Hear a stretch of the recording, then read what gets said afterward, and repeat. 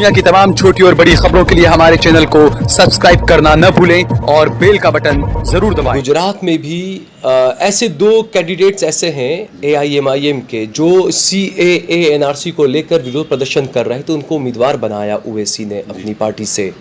दूसरा, ऐसे भी लोग हैं जो आपकी कांग्रेस पार्टी के हैं, काउंसिलर रहे हैं, वो CAA NRC के विरोध को लेकर वो जेल में गए, लेकिन उन्हीं का आरोप है कि कांग्रेस के नेता ही उनको बचाने के लिए नहीं आए।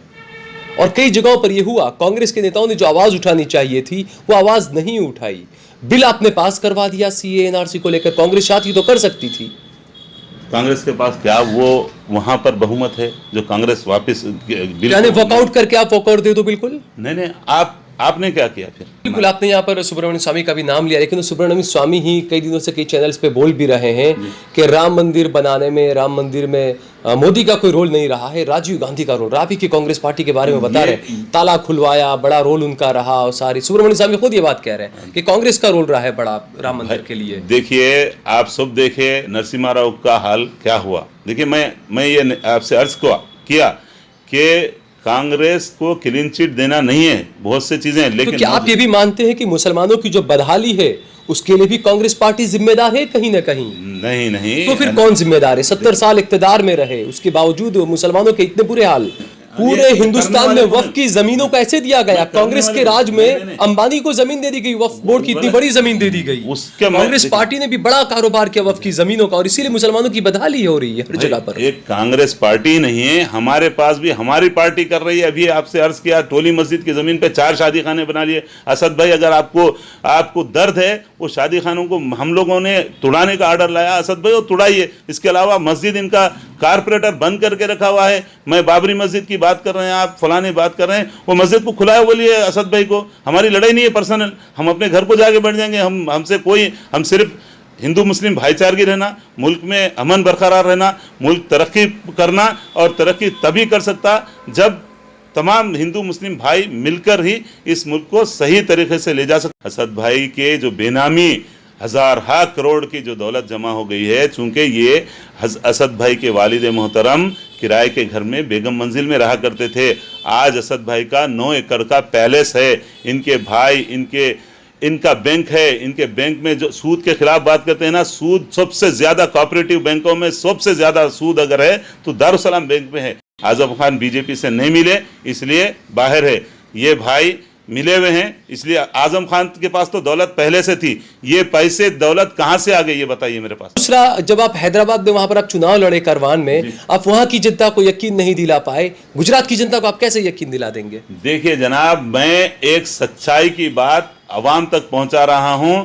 मैं इसके लिए कल भी जलसे में बोला, आइए असद भाई, अगर मेरी गलत बात है इस नगीना मस्जिद में आ जाइए, यहाँ बैठ के आप में मुबाहिला कर लेंगे।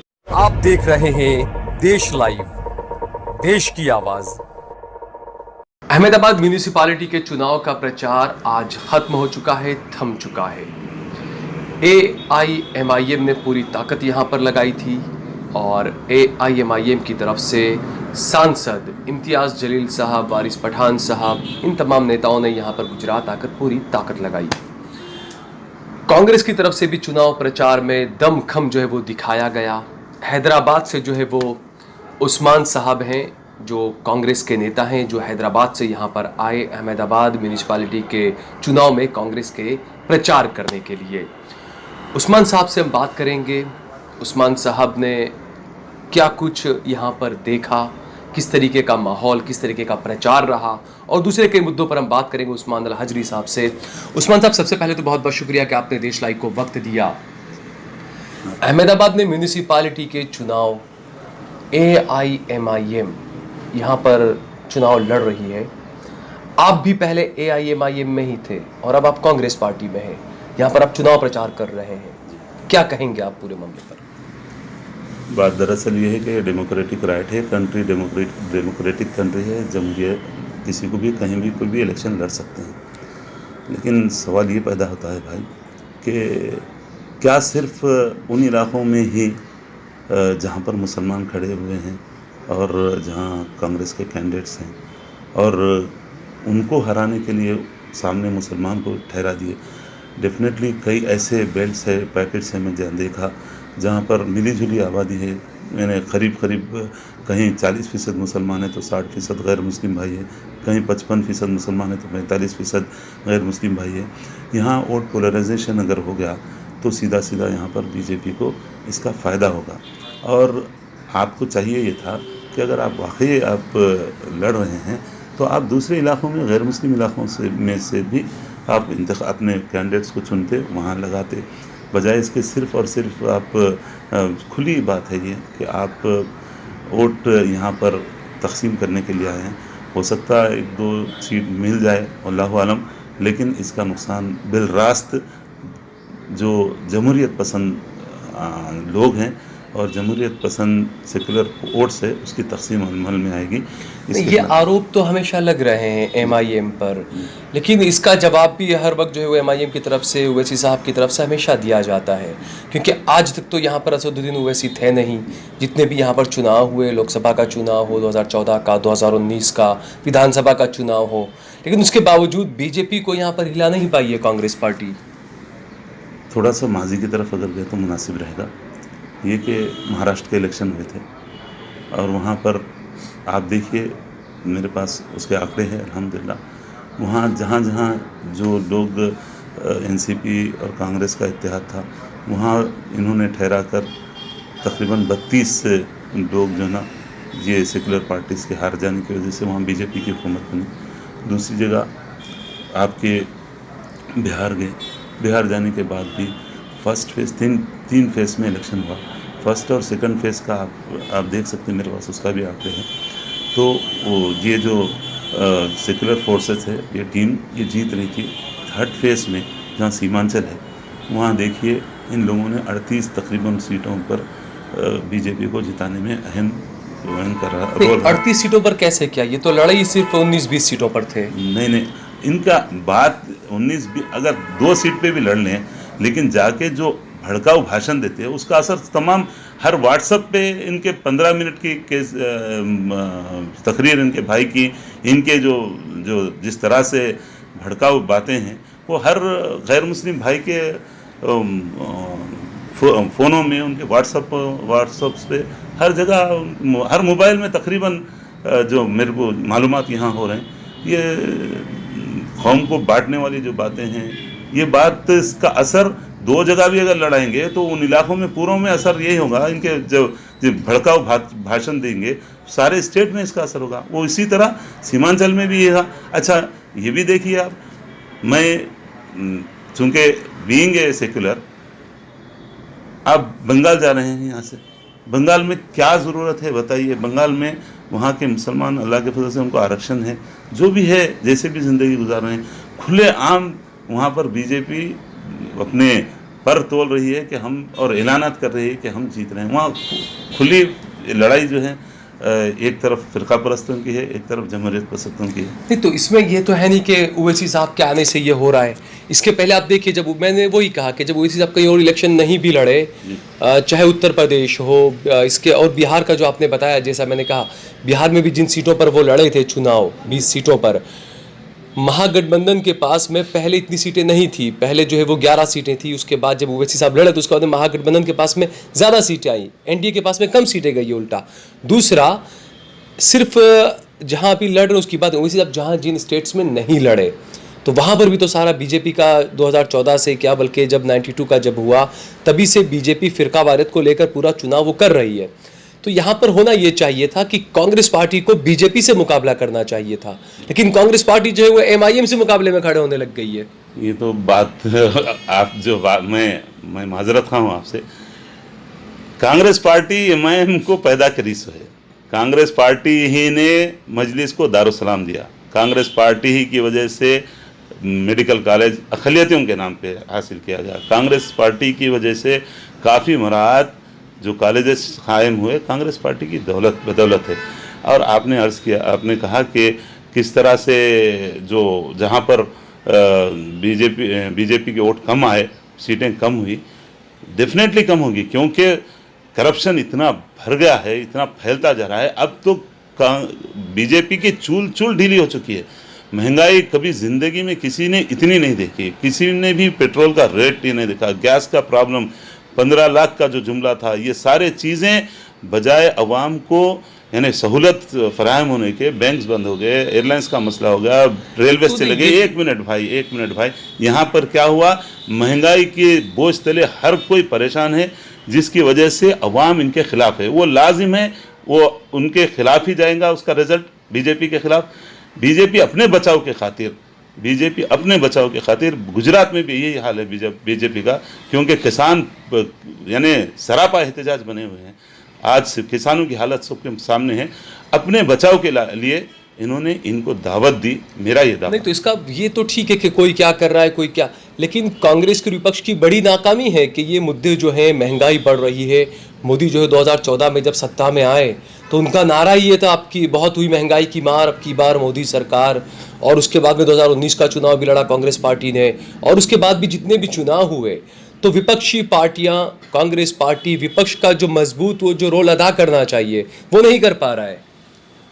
मैं जो खामियां हैं मैं उसका भी आपकी बात का मैं समर्थन करता हूं। बिल्कुल बहुत से खामियां हैं। मैं कांग्रेस को कोई यानी क्लीन चिट देने का ऐसा नहीं हूं। कांग्रेस में भी बहुत से खामियां हैं, बहुत से गलतियां हैं, लेकिन मौजूदा माहौल ये है मेरे भाई कि इस वक्त हमको इस मुल्क के दस्तूर को बचाने की फिक्र है। इस मुल्क को मैं अर्ज़कियाना में उनका मैं ऐसा जानिसार था, मैं मर जाना चाहता था उनको, लेकिन उनसे भी मेरी अपील है। लेकिन वो भी बात करते हैं, दस्तूर को बचाने की ही बात करते हैं, हर रैली में वो यही बात कर रहे हैं। और जो आरोप लग रहे हैं कि सिर्फ मुस्लिम उम्मीदवार उतारे हैं, जबकि कई जगहों पे दलित वगैरह उम्मीदवार भी उन्होंने उम्मीदवार दिए हैं, हिंदू उम्मीदवार भी। अल्लाह करे नेक नियति सबके साथ रहे, लेकिन जो यहाँ पर मुस्लिम कांग्रेस के जो जीते हुए कैंडिडेट्स हैं उनके ऊपर सामने ला के ठहरा दिए।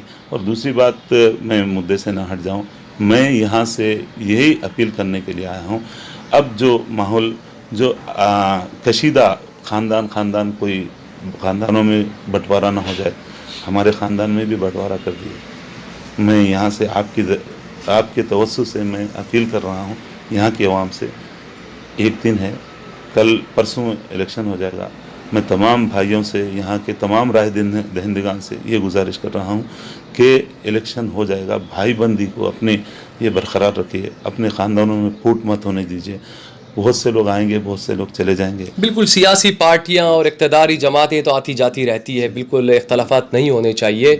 लेकिन मौजूदा दौर में यह है कि सिर्फ गुजरात ही नहीं, पूरे देश में हमने देखा कि जहाँ भी ओवैसी जा रहे हैं, जो देश का नौजवान है वो जो है वो उनमें मकबूलियत जो है वो ओवैसी की बहुत ज़बरदस्त है। वो सिर्फ वजह यह है कि हर मुसलमान को ये लगता है कि बोलने वाला, और हकीकत भी ये बात है कि हर वो मुद्दा हो जो अक़लियत से जुड़ा हो, जो दबे कुचलों से जुड़ा हो, दलितों से जुड़ा हो, ज़्यादातर ओवैसी साहब और AIMIM ही इस मुद्दों को उठाती है।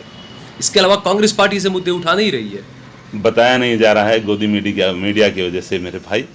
अल्हम्दुलिल्लाह NRC का जो मसला था, ये मैं उनका अभी भी मैं चाहता हूं उनको, मगर ये बाहर नहीं निकल रहे थे।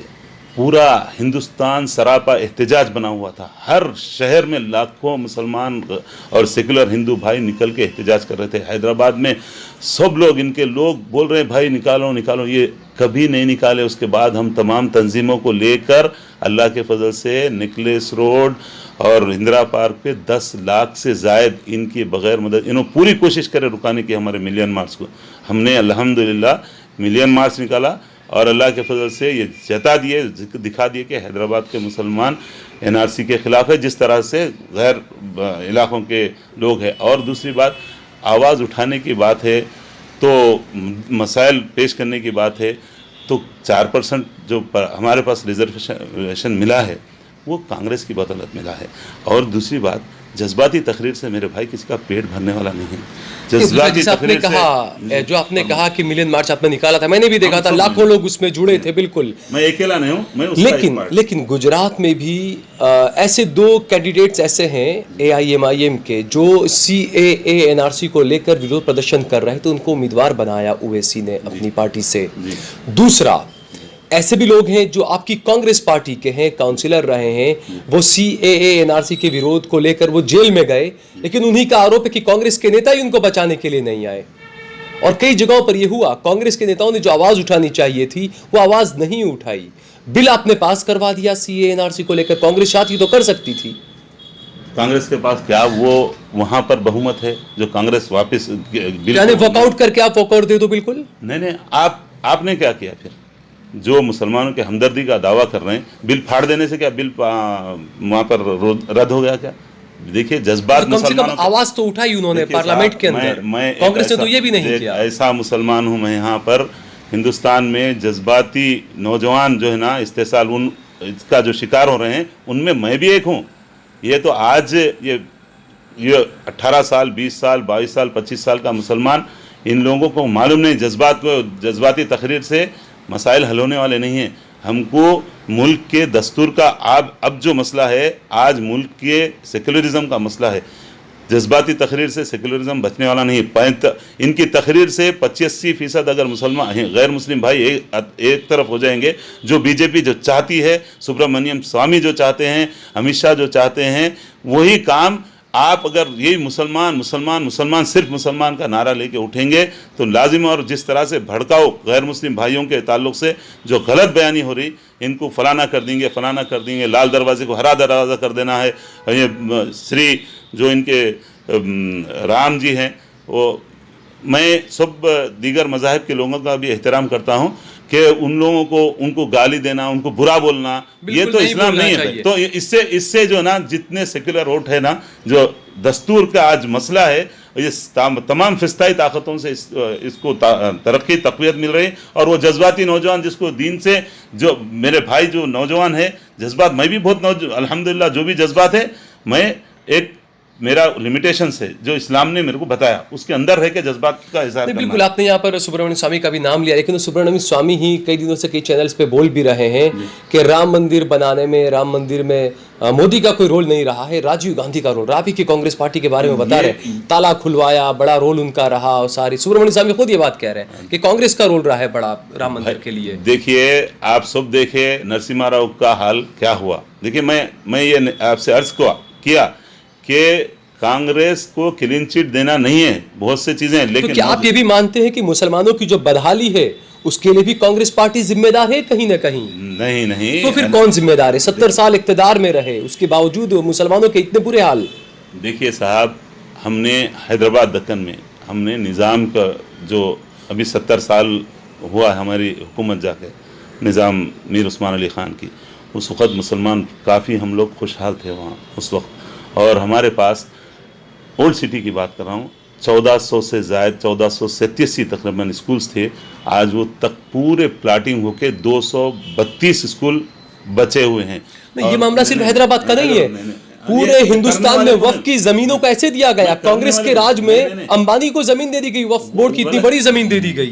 कांग्रेस पार्टी ने भी बड़ा कारोबार किया वक्फ की जमीनों का, और इसीलिए मुसलमानों की बदहाली हो रही है हर जगह पर। एक कांग्रेस पार्टी नहीं है, हमारे पास भी हमारी पार्टी कर रही है। अभी आपसे अर्ज किया, टोली मस्जिद की जमीन पे 4 शादी खाने बना लिए। असद भाई, अगर आपको दर्द है, वो शादी खानों को हम लोगों ने तुड़ाने का आर्डर लाया, असद भाई वो तुड़ाइए। इसके अलावा मस्जिद इनका कारपोरेटर बंद करके रखा हुआ है। मैं बाबरी मस्जिद की बात कर रहे हैं, आप फलाने बात कर रहे हैं, वो मस्जिद को खुलाया बोलिए असद भाई को। हमारी लड़ाई नहीं है पर्सनल, हम अपने घर को जाके बैठ जाएंगे। हम सिर्फ हिंदू मुस्लिम भाईचारगी रहना, मुल्क में अमन बरकरार रहना, मुल्क तरक्की करना, और तरक्की तभी कर सकता जब तमाम हिंदू मुस्लिम भाई मिलकर ही इस मुल्क को सही तरीके से ले जा सकते। वरना अगर फिस्ताई ताकतों का जो मज़हब के नाम पे वोट लेते हैं, मज़हब के नाम पे मैं मुसलमान तू हिंदू, ख़त्म हो जाएगा ये मुल्क, पारा हो जाएगा। कई बड़े बड़े नेता भी, इस गैर मुस्लिम भाई भी इस बात की, थोड़े दिन पहले शिवसेना का भी बयान आया था कि अगर यही हाल रहा तो मुल्क को बहुत बड़ा नुकसान होगा मुल्क की। तो यही काम कांग्रेस पार्टी भी करी है। 2014 में एंटनी कमेटी की रिपोर्ट आई थी, जिसमें एंटनी कमेटी ने कहा था कि कांग्रेस पार्टी को सॉफ्ट हिंदुत्व की तरफ जाना चाहिए। उसके बाद में कांग्रेस के नेताओं ने जो है वो टेम्पल रन गेम शुरू कर दिया था, मंदिर जाना शुरू कर दिया।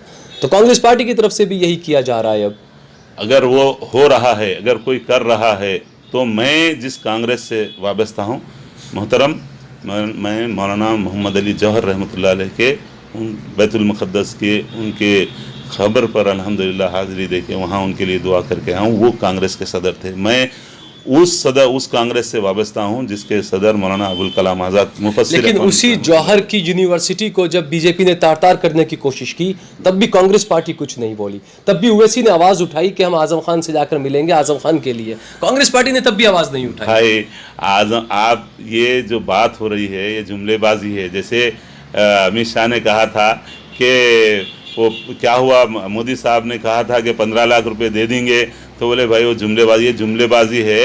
ये असल बात जहां भी बीजेपी के पीछे जा रहे हैं, मैं माजरत खाही के साथ अर्ज करूंगा, असद भाई के जो बेनामी हज़ार करोड़ की जो दौलत जमा हो गई है, चूंकि ये असद भाई के वालिद मोहतरम किराए के घर में बेगम मंजिल में रहा करते थे। आज असद भाई का 9 एकड़ का पैलेस है, इनके भाई इनका बैंक है। इनके बैंक में जो सूद के खिलाफ बात करते हैं ना, सूद सबसे ज़्यादा कोऑपरेटिव बैंकों में सबसे ज़्यादा सूद अगर है तो दारुसलाम बैंक में है। अगर इनके ये यहाँ पर आके ये बात कर रहे हैं कि 500 रुपये में डिलीवरी हो जाती, ये मैं नंबर देता हूँ उनके ऑपरेटर हॉस्पिटल का, ओवैसी हॉस्पिटल का या आसरा हॉस्पिटल का, फ़ोन कीजिए, वो खुद उनका ऑपरेटर बोल देंगे सारे गलत अपने बचाव के लिए, ईडी से बचने के लिए और जो बेनामी दौलत है उससे बचे रहने के लिए ये सारे ये बयानात हो रहे हैं। और सिर्फ ये रिमोट कंट्रोल पे चलाया जा रहा है गेम है भाई। ये अगर ज़रा भी विरोध करेंगे, अगर हक़ाइक़ पे बोलेंगे तो आज़म खान की बात हो जाएंगी। अब जैसे आप आज़म खान की बात किए, आज़म खान बीजेपी से नहीं मिले इसलिए बाहर है, ये भाई मिले हुए हैं इसलिए। आज़म खान के पास तो दौलत पहले से थी, ये पैसे दौलत कहाँ से आ गई ये बताइए मेरे पास, ये दौलत कहाँ से आ गई? कभी आपने हिसाब पेश किया? अब मेरे पास आरटीआई में निकाला हुआ हूँ, इनके पास इनकी दौलत का हिसाब है 2009 के इलेक्शन में 3 करोड़ चिल्लर रुपये। आज कहाँ से इनका महल, 100 करोड़ से ज़्यादा महल कहाँ से आ गया? जगह जगह हर जगह इनके बेनामी, मैं बहुत से चीज़ें मैं कौम में इंतशार पैदा नहीं करना चाहता। मैं सिर्फ यहाँ से आपको ये मैसेज देना हूँ अल्लाह के लिए, मैं कौम ये यहाँ के अहमदाबाद के नौजवान ये भाई अपने वोट का इस्तेमाल जमहूरियत पसंदों के हक़ में दीजिए, इंतशार की कैफियत नहीं होना। और आपसी भाई, कल इलेक्शन हो जाएगा परसों, उसके बाद कोई भी सब आपस में मिलके रहिए। नहीं उस्मान भाई, आखिर वजह क्या है ओवैसी का इतना विरोध क्यों कर रही है कांग्रेस पार्टी? ओवैसी जो है वो मुस्लिम नौजवानों की और मुसलमानों की और दलितों की नुमाइंदगी सियासत में बढ़ाने की ही तो बात कर रहे हैं, तो उनका इतना विरोध क्यों? भाई साहब, नुमाइंदगी की बात हो रही है, नुमाइंदगी की बात हो रही है। ये मैं आपसे अर्ज किया, ये जुमलेबाजी है, ये कोई अभी तक अमली काम नहीं हुआ। मैं अर्ज कर रहा हूँ, एक आदमी को आप नौकरी रखाए का मर गया, अगर इनके हॉस्पिटल में लाश नहीं देते। 12 दिन पहले एक बुढ़िया का इंतकाल हो गया तो उसको 13,000 रुपये उसका बिल था। मेरे दोस्त है, एक MLA कॉन्टेस्ट किए मलकपेट से, उनके पास हमारे दोस्त है हयात हुसैन हबीब फ़ोन करके बोले भाई लाश नहीं दे रहे हैं, कैसा करना, कितना है बिल? भाई 13,000 रुपये। तो ठीक है, मुसलमानों का दवाखाना, मुसलमानों के हुकूक दिलाने की बात कर रहे हैं ना भाई, आपको बोल रहा हूँ। वो मेरे दोस्त जो ना 5,000 रुपये दिए, हयात हुसैन हबीब जो है ना 8,000 रुपये जमा करके वो लाश लाए वहाँ से। भाई वहाँ पर मुसलमानों का ये हाल है कि मुसलमानों की बदहाली, मुसलमानों की बेरोज़गारी वजह से मुसलमान रोज़गार नहीं है, मुसलमान के पास रोज़गार न होने की वजह से सबसे ज़्यादा जराइम पेशा मुसलमान बन गए। बहनों की शादी सिर्फ हैदराबाद के नहीं, ये पूरे मुल्क का हाल है। मुसलमानों की हर जगह पर बदहाली जो है वो हो रही है, तो वैसी तो हर जगह नहीं है ना भाई। मैं वो मुसलमान हूँ, आप भी जब इस ताल्लुक़ से बात कर रहे हैं तो मैं वो मुसलमान हूँ जब हज़रत उमर बिन खत्ताब रज़ी अल्लाह ताला अन्हु मिंबर पे खुतबा दे रहे थे, एक बद्दू आके बोला, ए उमर खलीफा रुको, मेरा जवाब देना, उसके बाद आप अपना खुतबा पेश करना। तो बोले क्या है? बोलो। मैं आपके पास जो अब जिब्बा सिलाए नया, वो जुब्बा जो है आप चूँकि लहीम शहीम थे, ये कहाँ से आ गया? आपको जो हिस्से में मिला था कपड़ा, वो तो उससे जिब्बा कंप्लीट नहीं हो सकता था। तो उन्होंने बोले मेरे सवाल का जवाब, आपके सवाल का जवाब मेरा फर्जंद देंगे जो अब्दुल्ला बिन उमर रज़ी अल्लाह ताला अन्हु। उनसे पूछे क्या है? तो मेरे हिस्से में जो कपड़ा आया था वो कपड़ा मैं अपने वालिद साहब को हदिया दे दिया, जिससे उनका कंप्लीट हुआ जिब्बा, और वो ये हालत में है, ये बन पाया। तो बोले ठीक है, अब आप खुतबा दो। मैं पूछ रहा हूँ असद भाई, आपके पास कहाँ से ये दौलत आ गई? आप हमारी बदहाली क्यों है आपके पास? आप तरक्की करते जा रहे हैं, कौम भी तो आपके साथ ग्रोथ होना था ना। कौम में बेरोजगारी बढ़े, मुसलमान 50,000 से खवातीन यानी शादी की उम्र पार कर चुकी, पैसे नहीं है, शादी नहीं कर सकते। आपकी शादी, आपकी बेटी की शादी करे, ऊँटों को, ऊँट रहते ना, ऊँट को फ्राई करके, ऊँट लगा के जमा के, हर किस्म के वहाँ पर लवाजिमात, ये पैसे कहाँ से आए? आप खुद बोलते चाय बिस्किट पे शादी कर देना मुसलमानों अपनी बच्ची की, आपकी बच्ची पे आप 1.25 करोड़ रुपए शादियों पे, 2 बच्चियों पे आप खर्च करें, कहाँ से है? किसकी दौलत है ये कहाँ से पैदा करे ये दौलत? आप बताइए। कोई हमको भी चाहिए वो जराए जिससे कौम को ऊपर ला सके। कौम बदहाली का शिकार है। आपको एक बात, तो आखिर वजह क्या रही कि आपने MIM क्यों छोड़ी, क्या वजह थी? भाई वहाँ पर मस्जिद करोड़गिरी है, टोली मस्जिद के पास, वो मस्जिद की ज़मीन पर 27 एकड़ 30 गुंठे ज़मीन है। उस ज़मीन को उसके हमने इनके MLA है असद भाई को खुद ले आके मैं बताया था, असद भाई यहाँ पर किस जगह पर हैदराबाद में, किस टोली मस्जिद कारवान में वाक़ है, मुगल के नाले के पास। उसका पूरा रिकॉर्ड दे देता हूँ मैं आपको, सारे चीज़, हर चीज़ विद प्रूफ है आपके पास। 69 में सर्वे रिकॉर्ड है उसका कि ये कब्रस्तान और ज़मीन है। भास्कर राव जोशी नाम का एक शख्स इस पर काबिज होकर खबरों को मिटा रहा है। कमिश्नर, सर्वे कमिश्नर वक्फ की रिपोर्ट है मेरे पास, सारे उसका प्लान है, 1913 का प्लान भी है मेरे पास, जहाँ पर कब्रस्तान और मस्जिद का पूरा जिक्र है।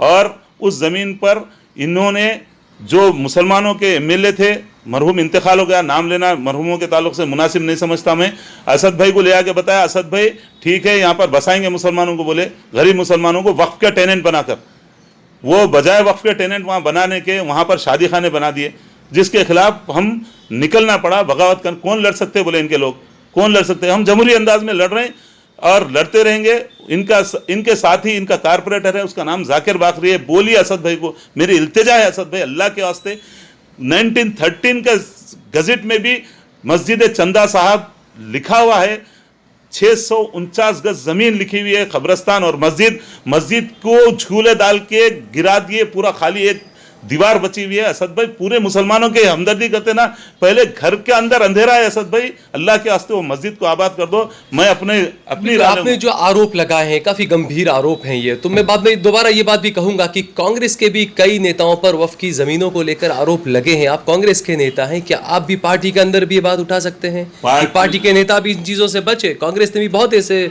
वक्फी जमीन मैं अल्लाह के फजल से शब्बीर अली साहब के खिलाफ, मैं कांग्रेस में 2018 में आया भाई, शब्बीर अली साहब के खिलाफ औकाफ के लिए इलेक्शन लड़ा सो मैं, आज़ाद independent as a candidate LRD जाकर, चूँकि मैं औकाफ में जो भी तबाह करेंगे हम ये नहीं कहते भाई कि हम अच्छे हैं, अल्लाह हमसे अच्छाई का काम ले, हम भी बहुत, अल्लाह हमारे गुनाहों को माफ़ कर दे, लेकिन इस्लाम के नाम पे अगर कोई कायद बन के इस्लाम के नाम पे अगर ज़मीनों को इस तरह से। अच्छा, आप जो आरोप लगा रहे हैं, अगर ये आरोप सच्चाई है, अगर इनमें या जो भी है वल्लाहु आलम, अगर इतना सब है तो उसके बावजूद हैदराबाद में ओवैसी ख़ानदान का एक चक्री शासन क्यों चल रहा है? इनके वालिद इतने वहाँ पर MP रहे, ओवैसी साहब कंटिन्यू MP रहे, इतने MLA उनके हैं, इतने काउंसलर वहाँ पर हैं। आप जो बता रहे हैं कि आपने मुद्दे उठाए, आपने केस दाखिल किए, लेकिन उसके बावजूद आप करवान से इलेक्शन लड़े, आपसे ज़्यादा वोट BJP के उम्मीदवार को मिल गए। बात दरअसल ये है कि 8,30,000 वोट बोकस है हमारे पास, उसको निकालने जाते एक तरफ से डिलीशन होता, उधर से इनरोल करा लेते, कैसा जीत पाएंगे? कौन जीत पाएंगे? EVM में घपले आप भी मालूम है, EVM के घपलों के ताल्लुक से। और जब बोकस वोट डालने वाले एक आदमी जाके 5-5 वोट डाल रहा है तो कौन जीत पाएगा?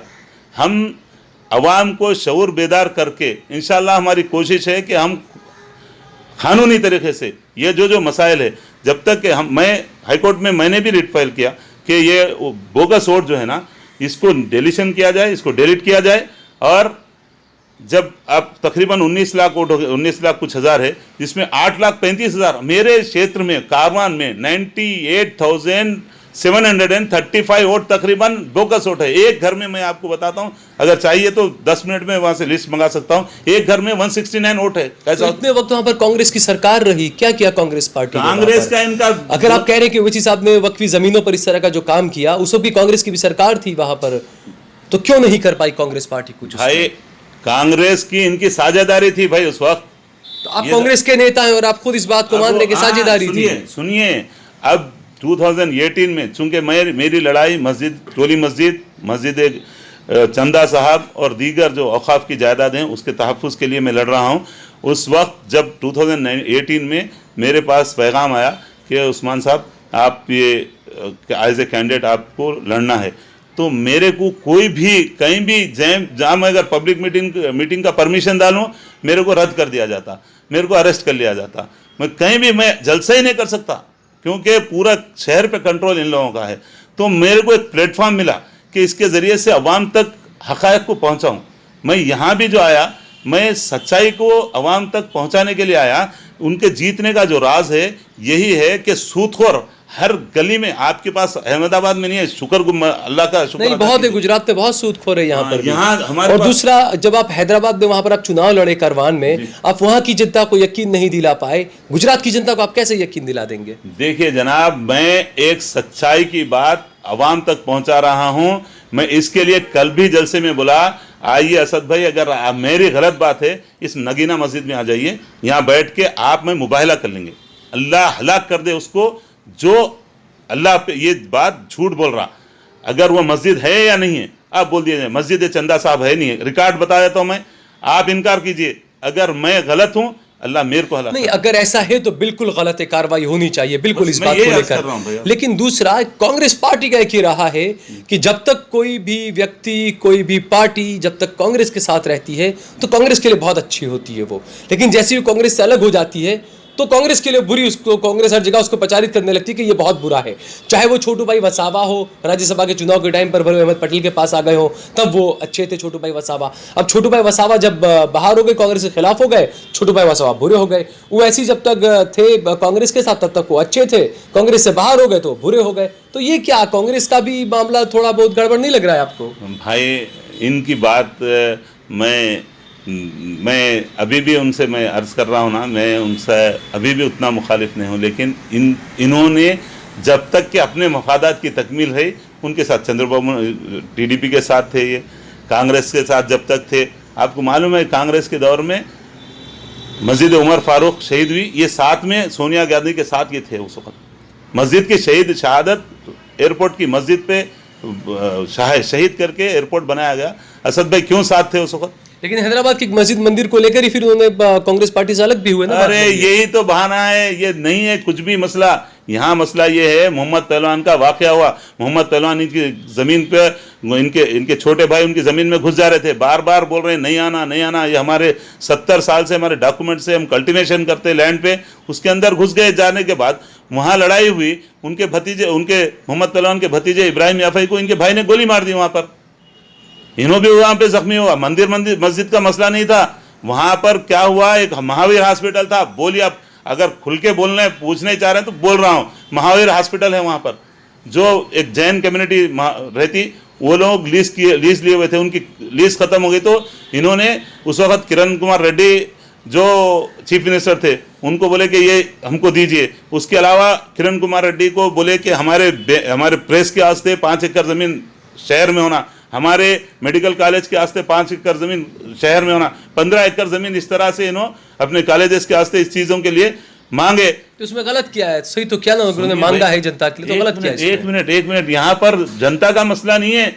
नाम इस्लाम का है, पूरा प्राइवेट, पूरा इनका कोई हिसाब नहीं पूछ सकता। दारुसलाम का कोई हिसाब पूछ सकता है? दारुसलाम किसका है? मुसलमानों का है। बहादुर यार जंग रहमतुल्लाह अलैह दारुसलाम को अपने 70% दौलत से ज़ाती दौलत लगाए और 30% मुसलमानों का वो दौलत लगा के दारुसलाम आबाद मुसलमानों के हवाले करें। आज दारुसलाम की आमदनी क्या है, कोई पूछ सकते? कोई? इतने सब गंभीर आरोप, लेकिन उसके बावजूद जो ग्रेटर हैदराबाद म्यूनिसिपालिटी के चुनाव हुए, कांग्रेस को महज 2 सीटें मिली। हाँ, अल्हम्दुलिल्लाह। वहाँ पर एक उस्मान नगर तालाब है, शाहीन नगर बिल्कुल लगा हुआ है, पूरा मुस्लिम इलाका है। 600 मकानात, गुज़िश्ता 5 महीने पहले जो बारिश आई थी, फ्लड आया था, उसमें 600 मकानात डूब गए पूरे, आज भी डूबे हुए। अभी बता देता हूँ आपको, वो मैं सेंड कर देता हूँ, फॉरवर्ड कर देता हूँ मेरे वीडियोस। मैं कश्ती चला रहा हूँ वहाँ पर।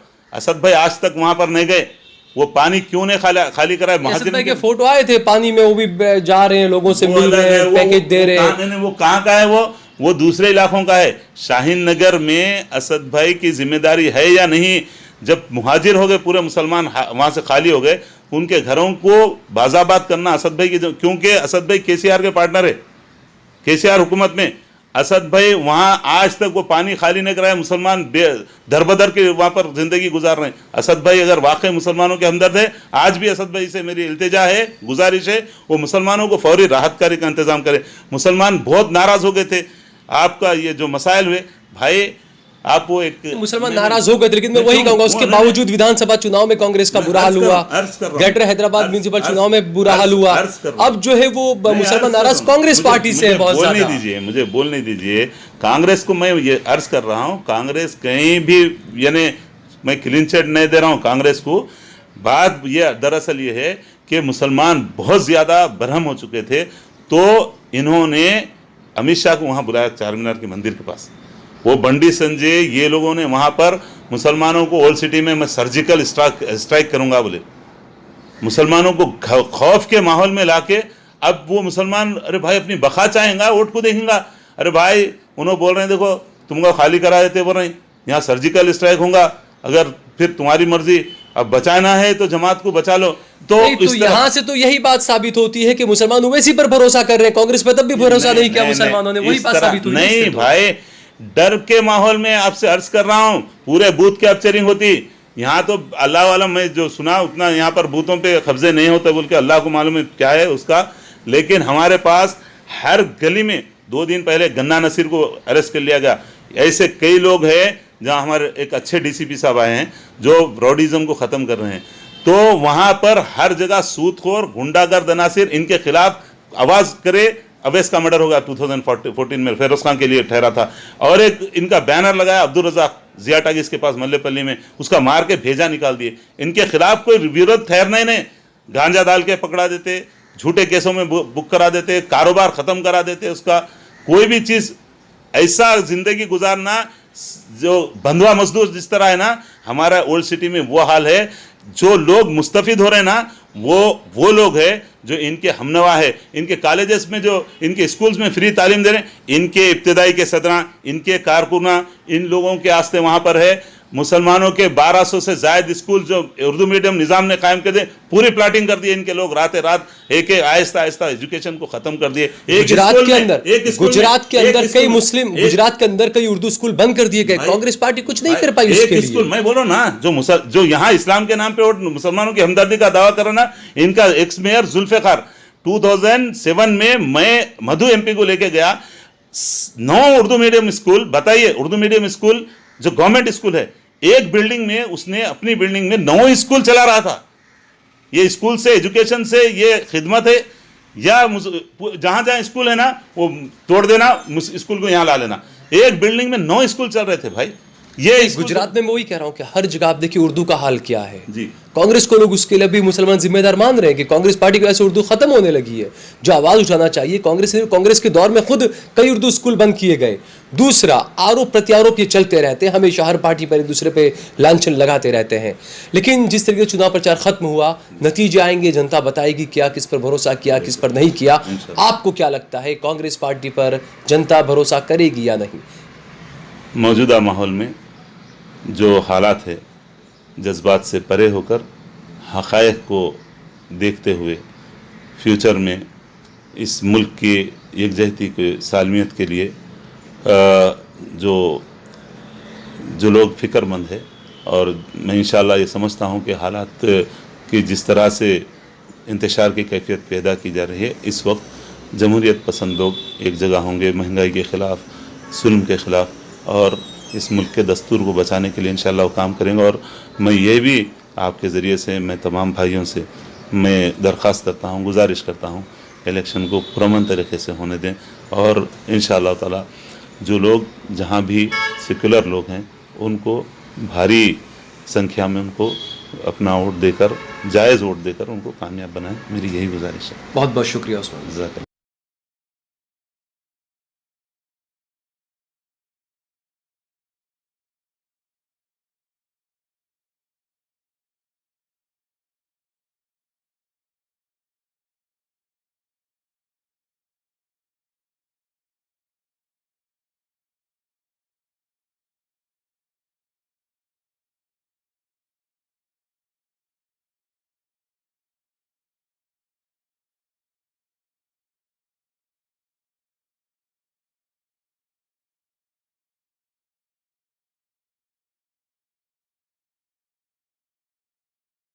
आप देख रहे हैं देश लाइव, देश की आवाज।